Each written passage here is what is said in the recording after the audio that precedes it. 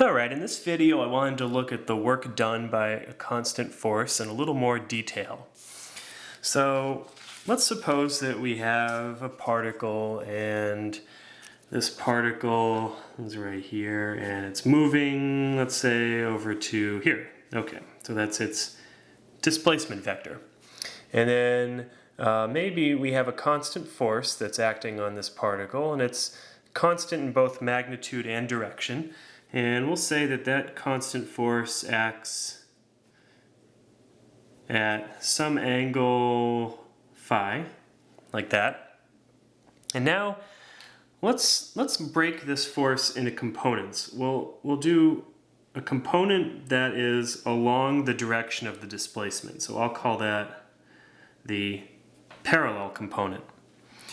And then we'll look at a component that is perpendicular to the displacement. So I'll call that the perpendicular component. Okay, so I'm going to redraw this triangle right here. So it's a right triangle, and we have the right angle here, and the hypotenuse is just the magnitude of the force. This side right here, that's the perpendicular side. That's this side right here, which is the same as that side over there. And then I have the parallel part. Okay, so F parallel and F perpendicular, I can write those in terms of the sine of phi and the cosine of phi. So F parallel, that's F cosine phi, and F perpendicular is F sine of phi. Okay, so that's just breaking a vector into components.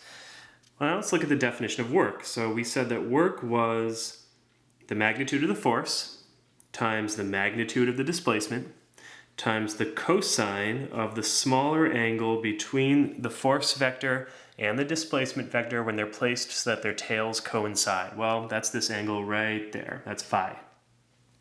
So I'm going to rewrite this a little bit as F cosine phi times the displacement, and then we see that this thing right here, that's the parallel component of the force. So I could write this as F parallel D. In other words, when we're asking about the work done by a force, we're really looking at that part of the force that acts along the direction of the displacement. And that's what I called F parallel here. Now this doesn't really tell us anything new, it's just a different way to think about the definition of work.